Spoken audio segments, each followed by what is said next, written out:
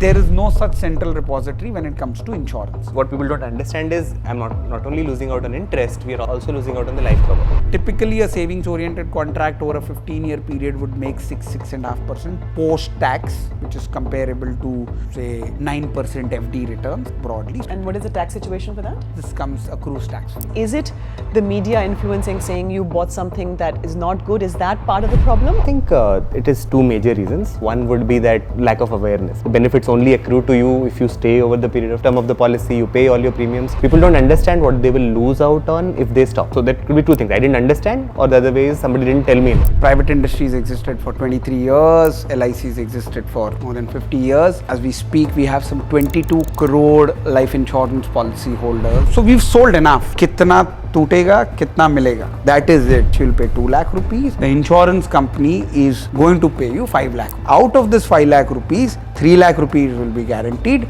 2 lakh rupees will be variable depending on the market circumstances. Rainmatter invests in fintech startups with the intention of investors doing better with their money, which we believe will also help deepen markets in India. Join us as we speak with the startups and venture capitalists who invest in them about how they are approaching markets, fintech solutions, in all subsectors of lending, payments, investments, insurance, and infrastructure, as well as their businesses from scratch. I'm Hansi, and welcome to From Scratch. We're talking to the founders of ValueEnable, Mithil Sejpal and Satprem Mohanty. Let's dive right into the problem. So what is the big problem that you set out to solve? Insurance has existed for private industries existed for 23 years, LICs existed for more than 50 years. So we already have sold a lot of insurance. As we speak, we have some 22 crore life insurance policy holders, and that's 220 million, right? Yeah, that's 220 million. That's almost what 15% of our population. Very, very entrenched asset class. We're talking of 53 trillion worth of AUM. That's more than the mutual fund industry. So we've sold enough. Unfortunately, what's happening is, people who have bought are not realizing the full value of their policies. The value comes if you stay in the policy, but if you were to exit early, you don't get the best value out of the contract. And which is what we are trying to solve. We are asking people to kind of stick to their policies, pay premiums on time, to not surrender early, because the amount of people who are losing out on their long-term benefits is huge. Every year the industry experiences around 200,000 INR crore worth of exit value paid out by the industry. That's almost half of what they bring in through new business. Right. Okay. So let me understand the problem. So basically, you're saying insurance products, 95% of all insurance sold is actually these whole of life savings type policies. Yeah. And media, influencers, people like us basically say that's not a good thing. You should be buying term plans and mutual funds, to separating investments and insurance. But to the extent that today 95% of policies sold are in fact whole of life, these policy holders then surrender, or they don't pay premiums, and they're not getting the best sort of outcome. That's the problem. Yeah, right? We can get into the numbers of it, but that's the broad. That's the crux problem. It's not whole life always. It is savings, like you said, savings, long-term savings, right, with some insurance wrapper. Right. So I mean, insurance companies have term, they have ULIPs, and then they have this other kind of hard to understand. ULIPs is a part of savings. So you say protection and savings. These are two broad categories, and savings can be then further split into 2-3 different categories that get sold. Right. ULIP is, say, market linked savings. Right. So everything's market linked. So this problem doesn't affect the ULIP. No, it affects ULIPs as well. Then there is something where everything is guaranteed to you at the outset, which is the talk of the town these days. It's like an FD equivalent. Everything's guaranteed at the outset. Right. And then there is something in the middle where partially it's guaranteed and partially it's linked to market, which is the bonus. And I'm sure some of you would have been sold, LIC agents would have sold you bonus-oriented products. That sits somewhere in the middle, where part of the benefits are guaranteed at the outset and part kind of accrues over the lifetime of the policy. So savings is broadly categorized into 3 categories. Right. Okay. So these products are sold through an extensive network of agents, LIC having 3 million plus, right? And then something like that. Yeah, right? yeah. I think but a million or so, but million so active. Yeah, LICs. Achha, okay, right, Yeah. okay. So then these policies are sold, and then people sort of stop paying. Why do they stop paying? What happens? What changes? Is it the media influencing, saying you bought something that is not good? Is that part of the problem, or is it their own set of circumstances that causes them to not pay? So I think it is maybe two major reasons. One would be that lack of awareness, right? We don't understand that you bought something where you have to, like Mithil said, it's a long-term product. The benefits only accrue to you if you stay over the period of term of the policy. You pay all your premiums. People don't understand what they will lose out on if they stop or if they exit. Okay, so that awareness gap. So that could be two things. I didn't understand, or the other way is somebody didn't tell me enough. Why did they not understand? I mean, the whole point of these policies were they were sold in person. Most of them are sold in person, right? These are not bought online, right? So the agent got paid a handsome commission for explaining this. Is that the agents not doing their job properly? I won't say that. We feel that it needs to be sold at every renewal stage, despite it being sold and explained, and these are the benefits, and if you continue paying premiums, and that's where we feel the industry is not doing the right job. They're putting in a lot of efforts to sell and explain, but when it comes to renewals, it's just a normal bot calling. And is that because of incentives? The incentives are upfronted because they get it upfront. So basically, the agent is not going back and explaining it.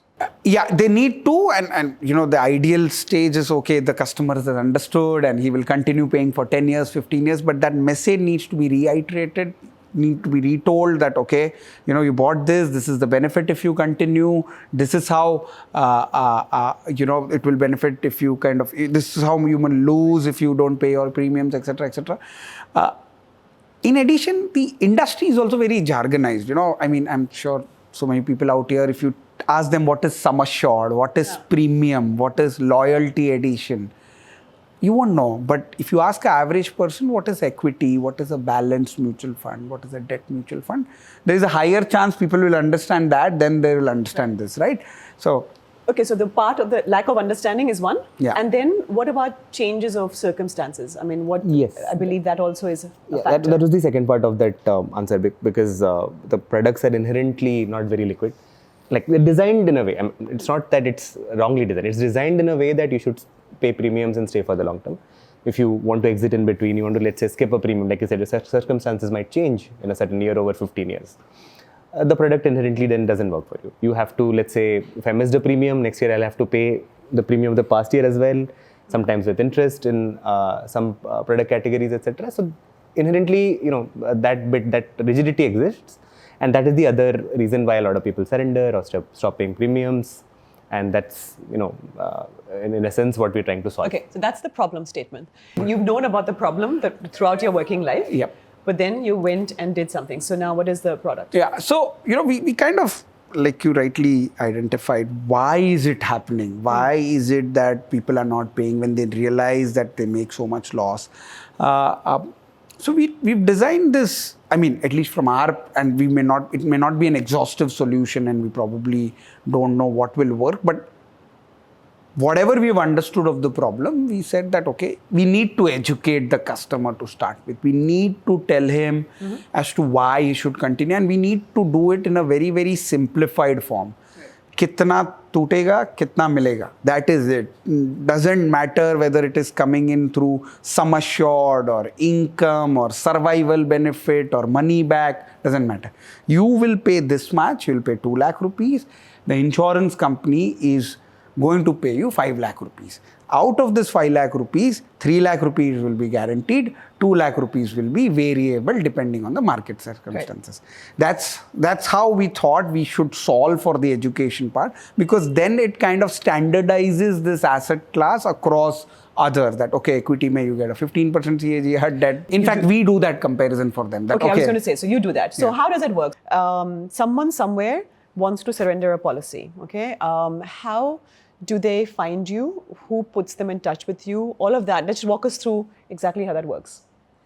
So, we've adopted a very enterprise way of solving this, because we thought that the problem it's not that it's only impacting the customer. Okay, so there are multiple stakeholders in the industry. Obviously, there is policyholder, there is the insurance company themselves, and there is distributor. So if you want to keep these three stakeholders and their cash flows in mind, the distributor makes a chunk at the start, and then he makes a small amount.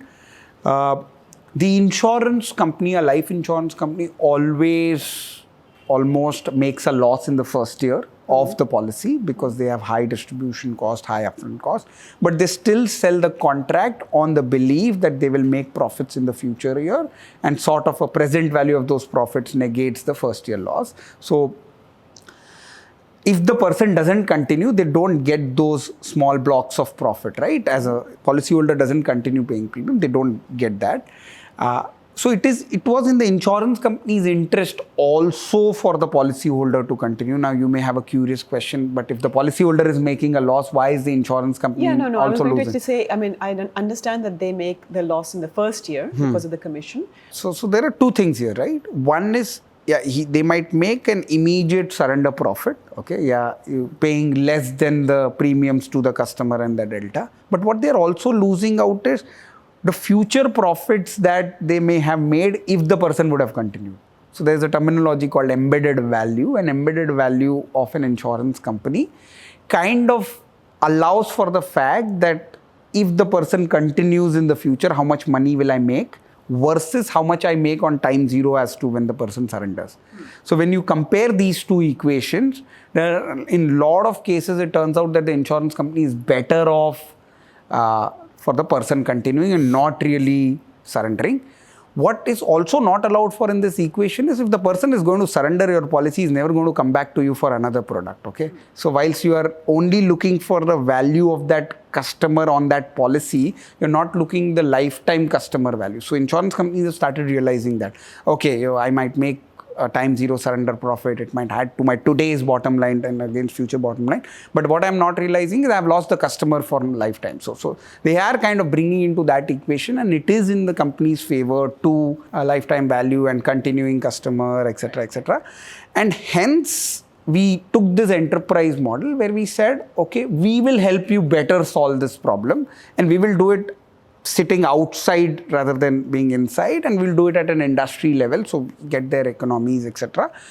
So we have this B2B2C approach where we are approaching the insurance companies and telling, send that customer to me. I will help you retain better through my multi-stack module, starting with education. So it is via the insurance company that I get these customers. If I retain, I get paid. If I don't retain, and you've tied up with all the insurance companies? We are today working with 90% of the private industry. Including LIC? LIC comes under public. We're working 8 of the top 10, which captures around 80-85%. So the biggest problem being in the public sector, that you're not, is that because they would not engage with you? We've not, LIC is a behemoth, right? We are also kind of figuring out, right. and we worked in the private industry. People heard us there. People understood, okay, these guys are serious. They understand the problem well enough. Also, LIC has a very, very decentralized approach of servicing customers. Okay, so if you bought a policy in a Sakinaka branch, you can only service in Sakinaka branch. You can't go to Bandra and service it. It's that decentralized in approach. Whereas a lot of private industry have this HO approach where everything gets kind of accumulated at the HO level, and then you can address that. Obviously, that's changing with LIC now getting listed. And Okay, so the customer called the head office and said, I want to surrender. Maybe at this point, they've not indicated why they want to surrender. I just want to surrender. What happens then? So two things, maybe. So one is that, so the two approaches to this education, right? Either we say, you give us a block of, customers who will directly serve. So we have our people who can use our content engine, the numbers that we were talking about, this is how much you'll gain, this is how much you'll lose. The platform allows for multiple things. Many times it's a call, or you send a message, WhatsApp with, some benefits, summarize, etc. to that. So the customer went to the insurance company, and then they get a call from you saying you've been referred by the insurance company, and can we talk to you about your policy? Is that how it happens? Yeah, so look at it as two ways. So we have this content engine, which is the heart of everything. And what do you mean by that? What does the content engine does is, we have kind of de-jargonized, like I was saying. So say an HDFC Life will have 120 odd products throughout their lifetime, right? We've kind of, and which is what our background was. We come from a product development background, and I myself have a life insurance product just as a disclosure, and I bought it with whatever I have designed.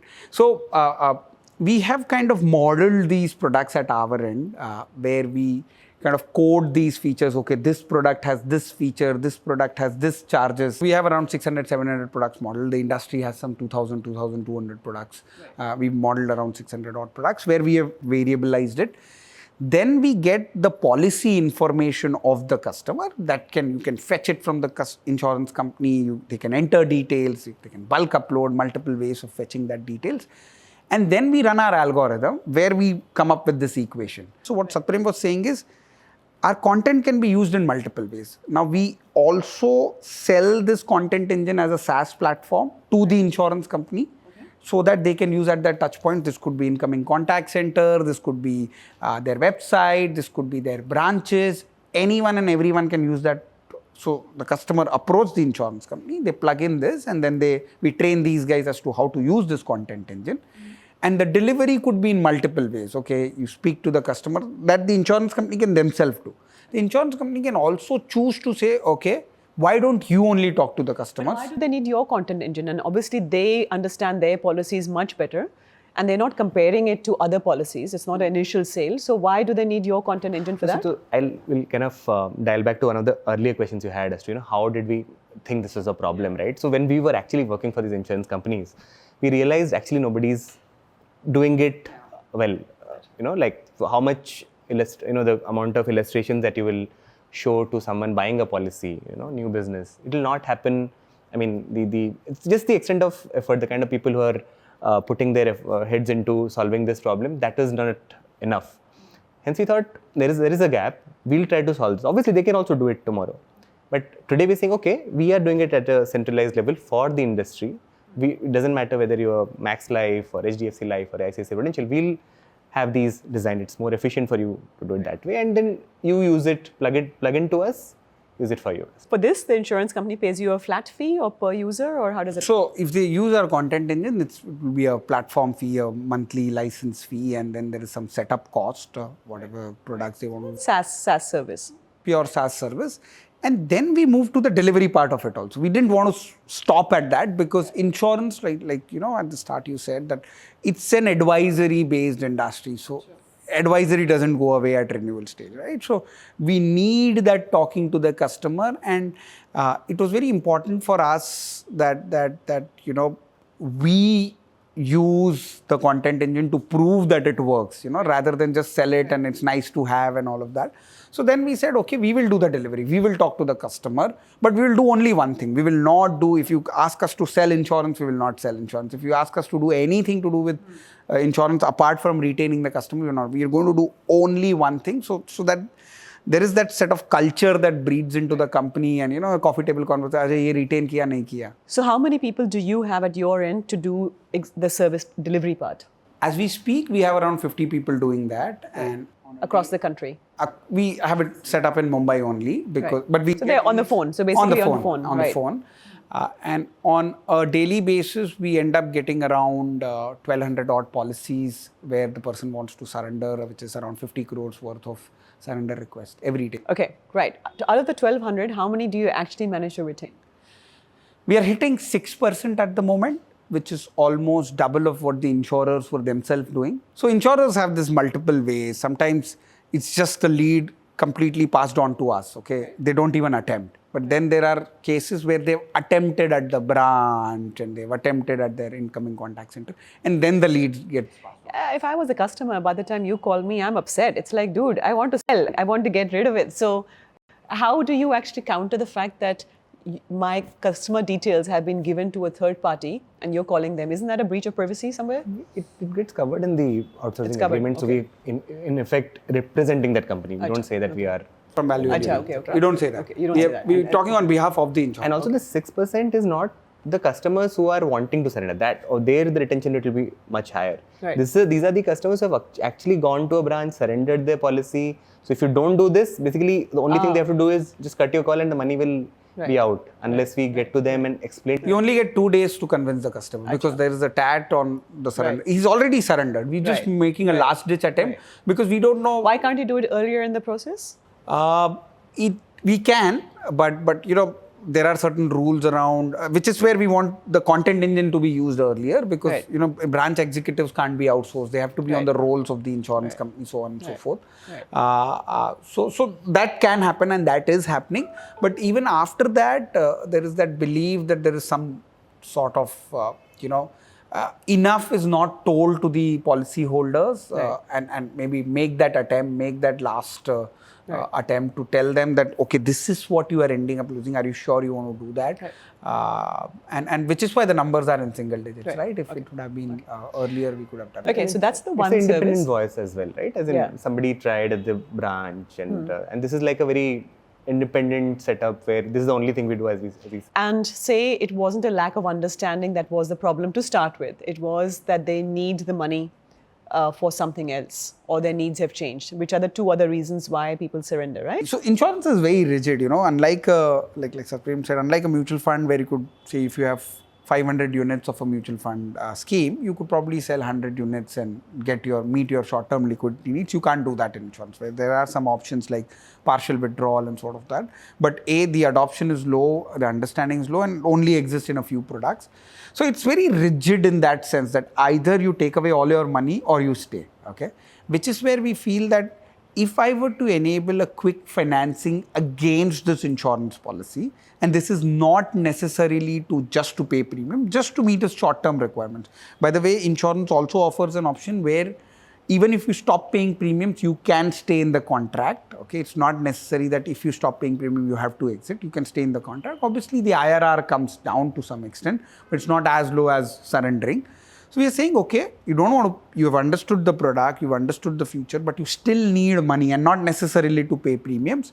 Why don't you take a loan against your insurance policy, meet your short-term needs, pay back as soon as you can, and all it hits is over the long term, maybe a 25 basis points lower IRR.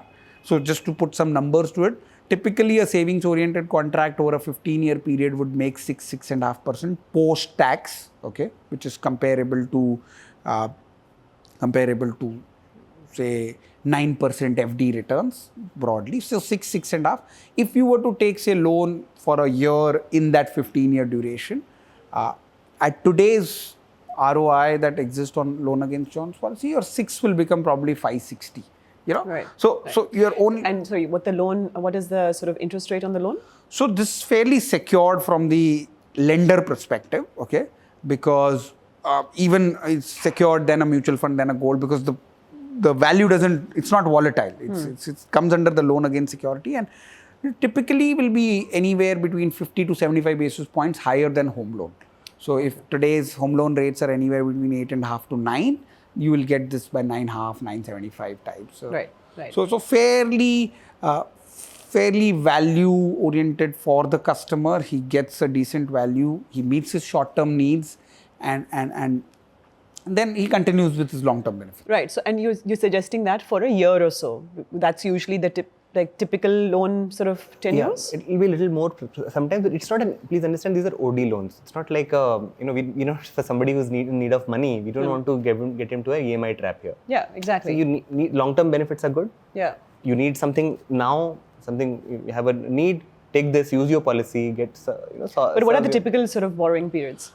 It is anywhere between 1 year to 2 years, not long. Okay. And this overdraft thing is very important. It's not a term loan where you have to pay EMI. Right. It's an overdraft loan. It's a limit that's set up. Right. Whatever limit you use, you pay interest on that. Okay. Because we don't want to shift him from a premium to an EMI trap. Right. And you pay interest, and whenever you have the money, you pay back the loan. Okay. So that kind of reduces the burden. So what proportion of these people who come to you with the wanting to surrender take this loan option?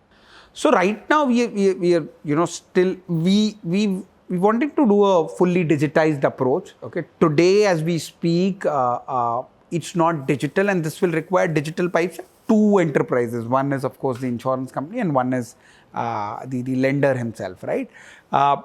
So early days, we've not done much loans, but the idea exists. Lenders have liked it.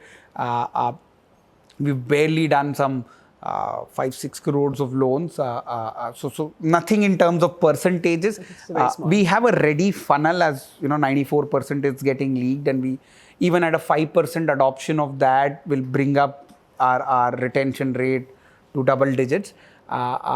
We are working with a lot of lenders as we speak to digitize their side, because the insurer side is surprisingly digitized, because we are anyway getting the policy details from them. All we need to go back to them is to lien mark against the lender, and we'll speak about that. But lender side, lenders are still understanding. It's not that this product has not existed with them. It's been around for a while. It's been around, but it's somehow it's not garnered that interest. Maybe the process that existed till now was very, very manual in nature. You have to go back, get the policy details, then underwrite, then again go back to the insurance company, get your assignment done, so on. Right. It used to take some 10-12 days. So what have you done in terms of streamlining it? What we've done is we've digitized the insurer end. So 2 things where insurers are required in this loan is, one is to fetch the details as to what this policy. Then are these 600 products that we've modeled. We kind of have created this rule engine when we advise to the lenders saying, okay, why don't you give this much of loan against this product? Then obviously the lenders... And what's the LTVs on you typically? LTVs could vary anywhere between 55 to 85%. Against the surrender value? Surrender value. Surrender value. Surrender value. Just to add, this loan and everything is always going to be, if the customer could actually pay or continue, it will be better. So like Mithil said, if you take a loan, obviously your returns, etc., something will dip. We first, because the way we have designed our services, first you explain to the customer why he should continue, etc. And only when it comes to this bit that I can't continue, I have a liquidity need, I have some emergency now, that's when the loan gets pitched. So if you think of it from the point of view of a lender, it's a very, very warm lead for them.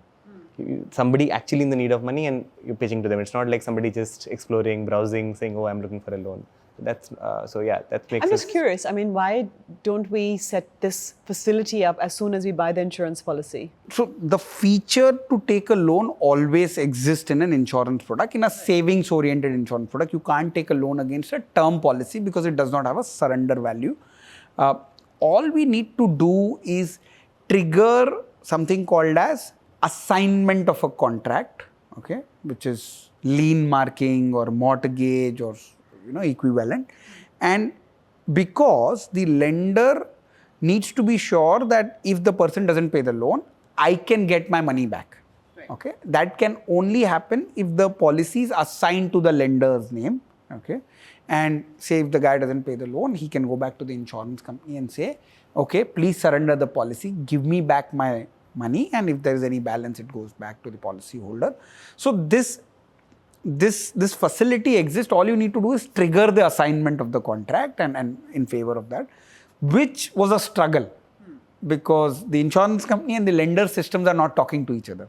Unlike a central depository like a CAMS and a CARVI, which exists for a mutual fund, there is no such central repository when it comes to insurance. Okay. Right. Which is where you cannot so you have each lender has to go to each respective insurance company. Okay, take my assignment request. Is there, I'm now no clue whether this is even possible, but is there such a thing, and can there be such a thing like a depository for insurance contracts? Now you'll be surprised that all life insurance policies are still, so we are 1991 of shares. Where you're holding these certificates. So I think the regulator is taking a brilliant step by mandating dematerialization of the policies. Once you have a digital contract, you can do a lot of things with that contract, right? Because a digital contract didn't exist, there was no sense of having a depository. I think it will start there, and over time we will move to this depository where you can do anything and everything to this policy. In terms of dematerialization, I think there is a lot of adoption in the new business stage. So almost 30-40% of the policies are now getting dematerialized. We need LIC BMOT to kind of adopt it. They've been having mixed views about it, but it's important that they adopt that because that's what's going to move the needle. Whilst loan is in our retention platform solving for that immediate money need, But we believe that insurance as an asset class is very, very underutilized when it comes for financing. So anyway, last markets in the country are not as developed as globally. But imagine we have this 53 trillion asset class sitting, and amount of lending we do is what, probably 1,000 crores or maybe 5,000 crores. Yeah, less than $1 billion, okay? And look at gold, look at the adoption of gold. And gold is not more than like 60 lakh crores, 65 lakh. Organized gold I'm talking. Look at the Muthuts and the Mannapunnas of the world. So much gold loan gets issued, right? And at rates which are much, much higher than what I spoke about. So not only do we kind of help or want to help the retention guys or people who are not wanting short-term liquidity to take a loan, but we want to explore life insurance as an asset class, which is a lendable asset class, both from the lender perspective. I mean, there are tons of people who would have an insurance policy, but will still end up taking a personal loan at a 13-14% rate, right? Maybe they don't know they can take a loan against insurance policies. Is that it? Is the fact that they just don't know? Yeah, they just don't know. And even the if hassle perhaps. And the hassle part, right? Even if they start knowing, okay, you can take, but kitna time lagega? 12 din, 15 din, acha kya karna padega? No idea. So that's what we are trying to digitize. So once we've solved for the people who are wanting, which is our immediate need, this platform is going to be easily scalable to take a loan against your life insurance policy in probably 2 hours. Right. Because we'll have our pipes at the lenders, we'll have our pipes at the insurance. What is the third sort of possibility and I guess the more interesting part of your service? Yeah, this is actually, we look at it as just one. Finally, if you're retaining, so obviously first you try to educate, and then if possible, if they need it, then you lend. And then third is when it comes to people who are completely, despite, offering a loan, etc., they just want to go because they have more liquidity needs. They just don't want to continue. Now there what happens, when, like we said in the beginning of the, conversation, that people who surrender or just early exit, they lose out on value big time. So for instance, if you were to, let's say in a 15-year contract, want to exit in the 3rd or the 4th year, you'll probably get about 50%, 60% of what you've paid till date. So that is like unheard of, right, in any other financial instrument, right? So this is where we say that, despite this equation, surrenders exist, right? So people are losing 50% of their premiums paid, and yet they continue to surrender. Yes. Okay. And so this is in mostly traditional, guaranteed kind of plans. So, ULIPs have a different equation. So at least for this category, the traditional plans where you lose a lot of value, we're saying, can we make the equation less bitter for you? And which is what people don't understand is, I'm not only losing out on interest, I'm also losing out on the life cover. Sure. I bought a bundled plan, and I'm losing both. So we're saying that, it's not the best option, but if you've really decided to surrender your policy, why don't you assign the policy to a third-party investor, which is facilitated by ValueEnable. So the third option is basically by assigning the policy to a third party, which is not your family, it's some other impartial investor, you are still able to keep some benefit from the plan. So what benefit do they keep and what do they give up? Let's say we're talking about these savings instruments, right? So savings with the insurance wrapper. So we will give you the cash value, the surrender value, equivalent amount when you assign the policy. You get to keep part of the life cover, not the entire life cover, but part of the life cover for the rest of the policy. That's essence the benefit. So let me understand this. So if I were to surrender to the insurance company, if you guys didn't exist, I have a certain surrender value, right? And that is relatively competitive amongst insurance companies because there's so many insurance companies wanting to get my business at the start, ex ante. Therefore, there's that surrender value. Broadly similar. Right. Okay. So now, however, instead of surrendering to the insurance company, if I come to you and take this third option, I still get the same number, but I get to keep my life cover. Yeah. Is that, have I understood that right? That is correct. The life cover you get to keep partially, and I'll tell you the equation, right? So now there is a third stakeholder that's come into the picture, which is this third party investor, who instead of the insurer paying you the surrender value, he's paying surrender, and he's a pure financial investor. So he needs to make his money irrespective of whatever happens to the original policyholder. Now in an insurance contract, when the policy is getting assigned, the policy owner / holder is changing, but the life assured, again, jargonizing, life assured still remains the original guy. You cannot change. That is never changing. That is not changing, whether it's getting assigned to a lender or it's getting assigned to any other person. Sure. right? So since the life assured is the same, there is a benefit. So any life insurance savings contract has three benefits: maturity, which is if you survive till the end; death, which if you die in the middle; or surrender. These are three benefits that exist in. If you take any one of those benefits, your contract terminates most of the times. Okay. Generally, in death, there are some contracts where your contract continues. But assume, for simplicity's sake, any benefit you continue, your contract terminates. Had he gone to the insurance company, he would have triggered the surrender benefit and his contract would have terminated. Here he's assigning, so he's not taking either of these three benefits. So all these three benefits still exist in his contract. He gets his surrender value. We as facilitators and having investors on the other side pay the future premiums under the contract to the insurance company. So the insurance company benefits. You meaning the investor? The investor. We just facilitate. I mean, we ask our investors to pay that. So the investor pays future premiums. So insurance company is better off than the contract. Right. Got it. The policyholder got a surrender value at the time. If there is something that happens from the date of assignment till the date of, say nothing happens, the policy just matures after say 12, 13, 14 years, whatever the time was originally decided, the entire maturity benefit comes to the investor. Right. Okay, that's the maturity. But if something were to happen during the time of assignment or from the assignment date to the maturity date, the death benefit gets triggered. The investor has the first right on the death benefit. The contract is coded in such a way, assignment contract, which is then registered with the insurance company, that if the death benefit were to get triggered, the investor, whatever money he's paid into the contract, which is the surrender value to the policyholder and the premium to the insurance company, gets rolled up at a certain rate. In our case today, it's 8.5%.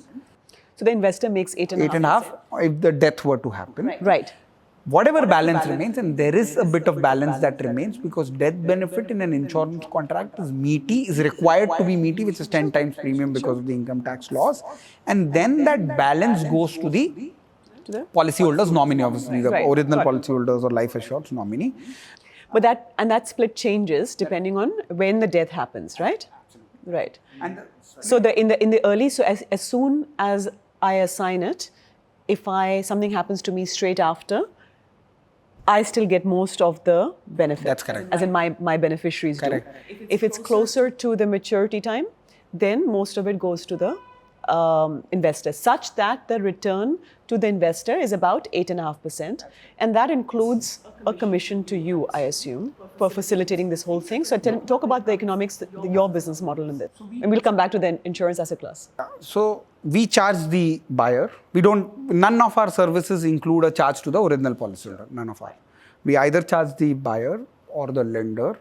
And we also charge the insurance company because ultimately for him, I have retained the customer, whether education, whether loan or whether this buyout. So in this case, in the assignment case, the buyer also pays something. Because this as a market, in terms of being able to assign to a third party, has existed in other markets, in Australia, UK, America, a bunch of other markets. But I mean, there are issues there as well. And this has also existed in India, right? So we'll talk about the fintech and how you are making it sort of more economical. But just so people understand, what is this sort of market called?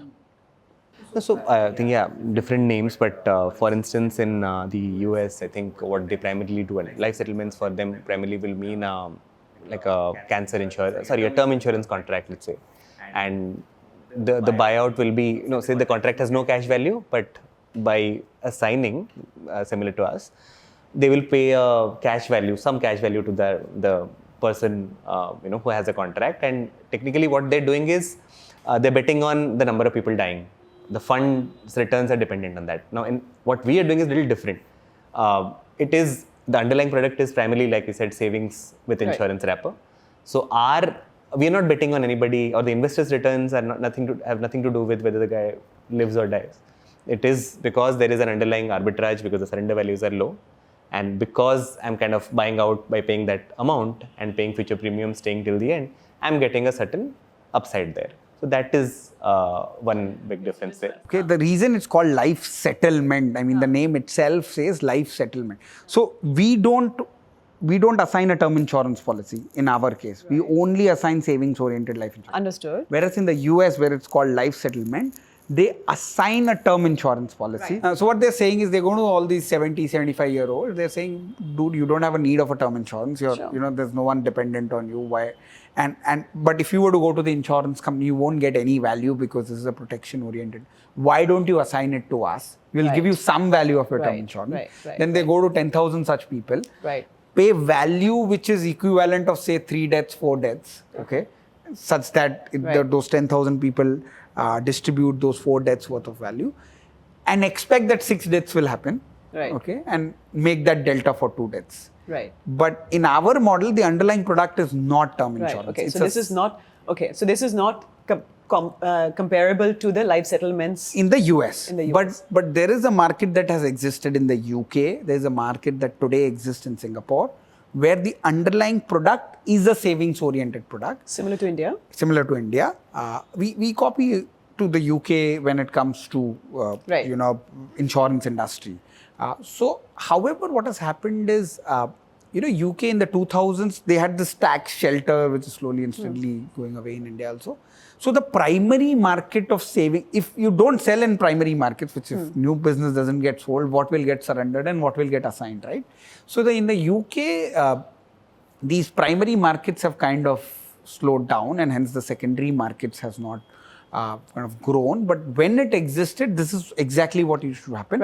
In fact, they also used to assign the entire death benefit, which is very unique to India and which is very unique to what we're trying to do here is, where we are saying death benefit, we will cap. The other guy will get some bit of death benefit. So there's just to avoid moral hazard and so on and so forth. So typically, it's the nature of assignment contract that will change and the underlying product. So in some cases, it will be term insurance. In case of US, in the UK, Singapore, it will be savings oriented like India. Correct. And what are viatical settlements? Viatical settlements are similar to life settlements. It's just maybe the underlying product will be a cancer product or a... So it's a terminal illness. Terminal illness product or something like that. So this is where... So in the case of life settlements and viatical, in the US market, basically they're doing term policies. Or protection-oriented. Protection, right. Whereas here in the UK, now apart from UK, are there other markets that have... I think Australia has some bit of it. It all is a function of what gets sold in the primary market. India is very, very...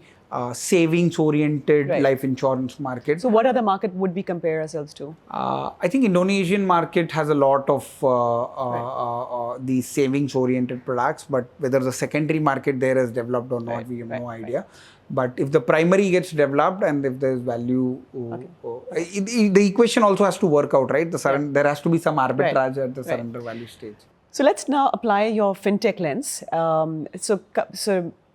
We talked about how it was hard to do some of these services earlier. By applying a technology, content engine, the education, you've solved that problem.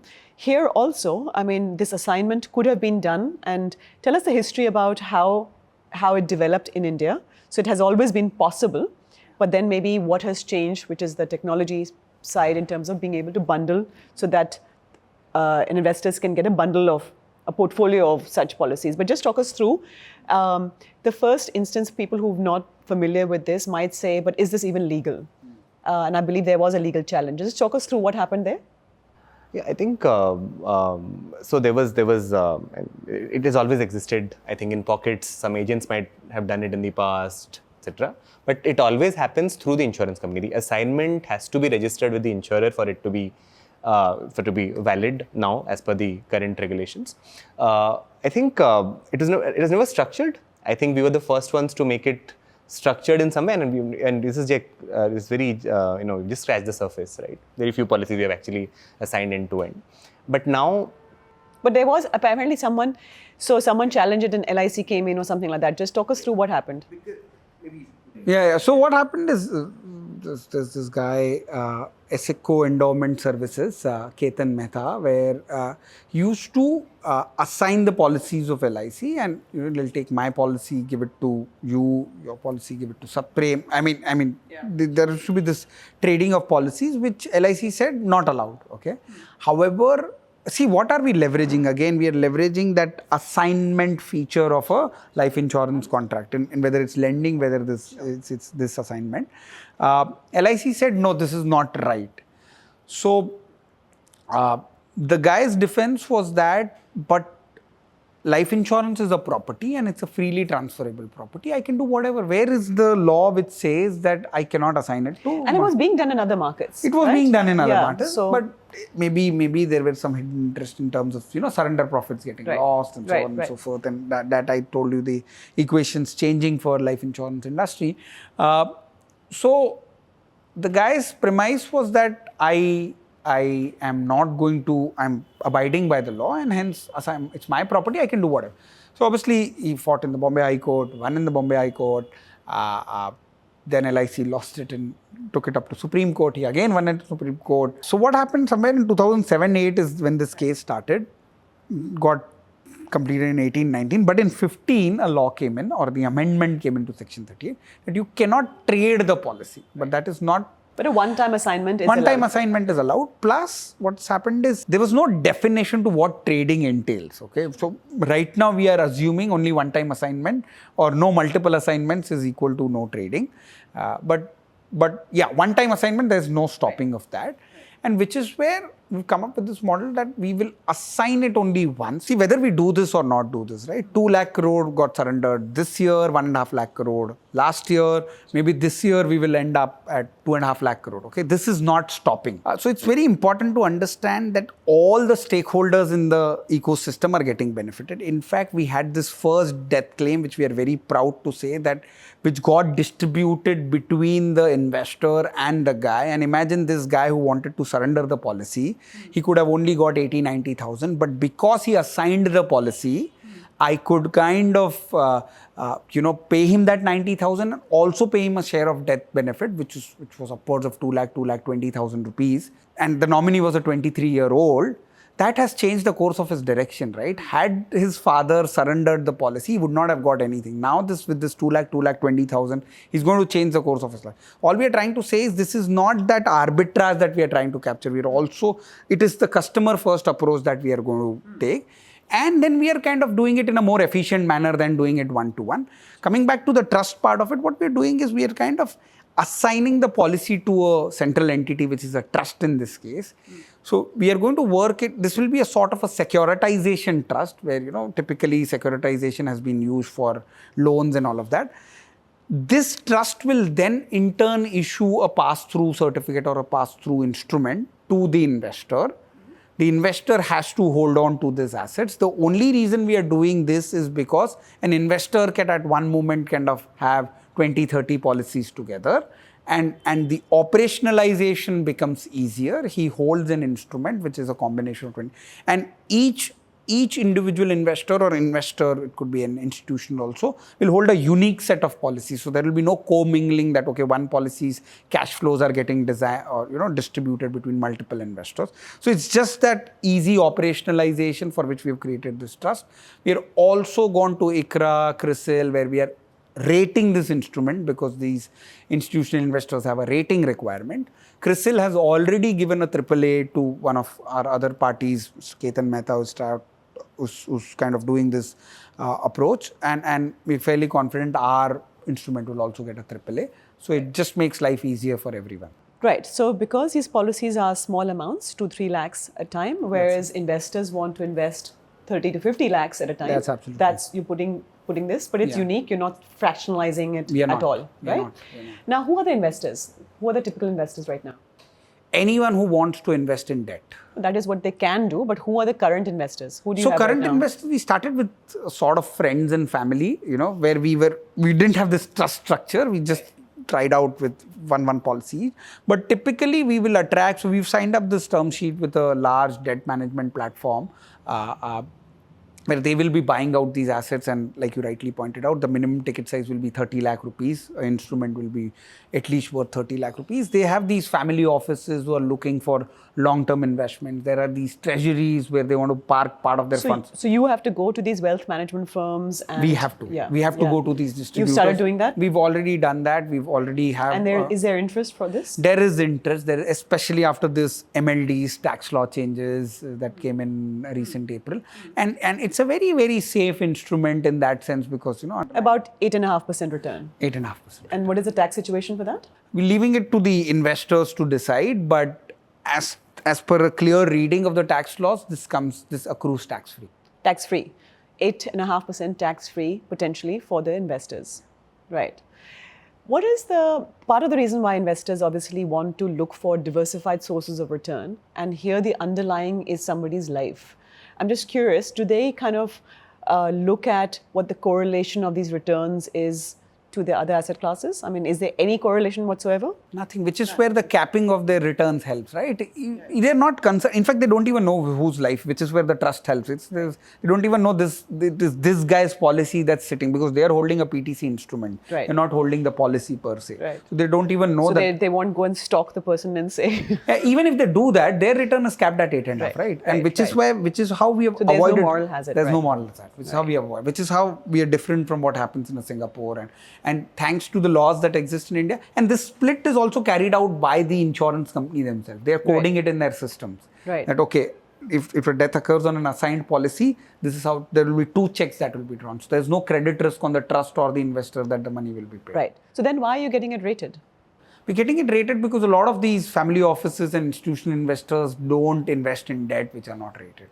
Okay. So just sort of now talk very big picture again, like how big can your platform get in terms of the number of policies? Who are the other competitors? Who are the other players that you're expecting to join the market? I think one way to size the market would be just look at how much surrenders are happening. So let's 2 lakh crores last year and growing very, very fast. Then there is this whole uncollected premium, which is the other thing that especially the content engine addresses, which is uncollected renewal premiums, another 70,000-80,000 crores. So obviously we cannot capture the entirety of it, but because sometimes the customer would not want to do it anyway, or let's say in any case there will be competition. But yeah, if you look at the overall market, so take this number and multiply with a certain conversion rate, can we retain 20%, 30% of it overall? That is how how large this can get, and obviously growing because the primary market itself is growing, right? Right. And so back to your business model, you were charging a fee to the insurance company as well as to the investors. So therefore, your revenues could grow to what scale? If we were to say tomorrow have 20% of the market, right? 2 lakh crore and say another lakh crore of uncollected, we're talking of 60-70,000 crores of TAM. The market TAM is 3 lakh crore. This is only retention. I'll come to the other part. So we could make anywhere between a percentage and half of the market share of this. If you capture 30%, 60,000 crores, and you make percentage of that, is how we are looking at this market. What's the moat for this business? I mean, could there be other actuaries sitting there in insurance companies like you were and saying, okay, this is an interesting confident market? Actuaries won't do it. They're very happy making their crore worth of salary. But yeah, we are getting competition. The way we are trying to be differentiated is we are having this full stack platform. So we have competition in each of these stacks. So there is someone who wanting to do assignment, there's someone who wanting to do financing, there's someone who wanting to do a software, there are call centers who are wanting to do delivery. But offering it in a packaged solution is something that's not being done till now, maybe because not everyone's thinking like that. So I don't know why we thought like that, but that yeah, probably... let's talk about you two. I mean, just in terms of why did you think like this, do you think? Spending a decade or so in the industry, there are 4 or 5 typical problems that any boardroom discussion. How can you do more business? How can you penetrate further? How can you retain further? How can you reduce complaints, etc., etc., etc. And very simply, someone or the other was solving these parts, but was missing out on the retention part or the servicing part. And then we thought, it's easy to leverage on what you've gained as experience. You can walk on to any management and talk to them about this problem. They'll appreciate, they'll at least want you to try something out. So it was an easy way out for us. But did you guys know each other before you set up? Yes. We worked in HDFC Life together for 4 years. I think we kind of keep swapping some of the responsibilities, but yeah, a lot of the finance bit, hiring, setting up of the entire loan, the And how big marketplace, are you etc. as an organization when you say hiring?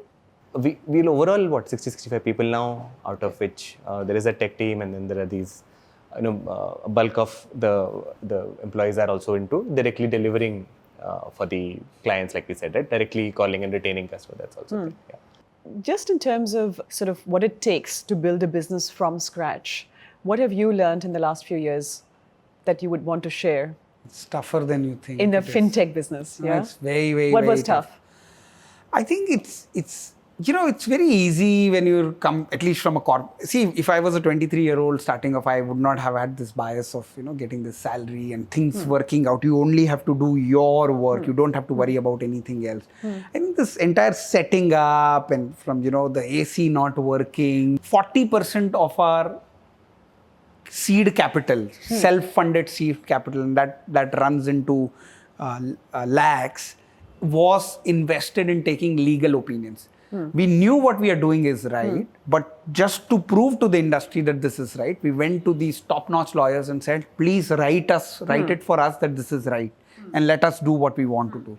How did Rain Matter help? We reached out to sell these instruments, and which is where they liked the idea of educating and stuff like that. And in their ecosystem, Nitin's view was, I have 10 million odd customers and growing, and I don't do enough with them in terms of I mean, a good 20-30% of would have an insurance policy, but they don't know what they want to do with their insurance policy. With you coming in, we probably can help them take better decisions, and it goes with their objective of helping people take right decisions in terms of their finances, and which is where we fit in. And life insurance as an asset class impacts a lot of us, right? Every one of us somewhere would have that, and so we fit in well there. Given that you are dealing with sort of death benefits and stuff all the time, and insurance being sort of that nature of the beast, how do you deal with your mental health, running a business and dealing with this topic? I think we've worked a decade each in that same industry, so we kind of prepared for it, at least that part of it. And also, we think it's something we have to face, right? To help someone prepare for it, the eventuality, the family to be prepared for the eventuality should be top of our mind. So it's a responsibility in that sense. So yes, some people don't want to talk about it because it's an uncomfortable topic, but since we've been in that industry primarily, I think has made it slightly easy for us. Right. And Hansi, no, he's right in the sense that there's no sense of satisfaction that someone's died, but we cannot ignore the financial loss of that person dying, right? And if you are able to kind of nullify or reduce the impact of that, there is a sense of satisfaction that we are doing the right thing. We always, especially this assignment piece, always been ambiguous. But the moment that person where we could pay that death benefit has been my best moment in the last 2 years. Not because his father died, but because I was able to change the direction of that 23-year-old guy because of whatever we are doing. That was it. And then, we will fight it till the end to kind of make sure that we will do this industry kind of deserves this, and we are doing the right thing. There's nothing wrong in it because we're helping these guys. Yeah, I was going to say, that's an amazing validation to say that what your work actually genuinely changed someone's life, and that knowing that gives you that comfort. That's what financial services can do that's at exactly the right. least, right? Finance should be a force for good. So thank you very much.